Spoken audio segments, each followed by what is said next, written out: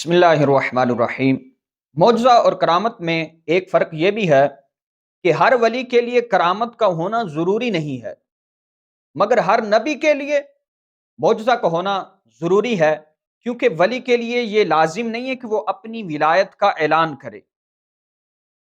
یا اپنی ولایت کا ثبوت دے، بلکہ ولی کے لیے تو یہ بھی ضروری نہیں ہے کہ وہ خود بھی جانے کہ میں ولی ہوں۔ چنانچہ یہی وجہ ہے کہ بہت سے اولیاء اللہ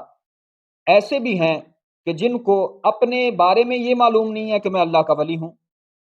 بلکہ دوسرے اولیاء کرام نے اپنے کشف و کرامت سے ان کی ولایت کو جانا، پہچانا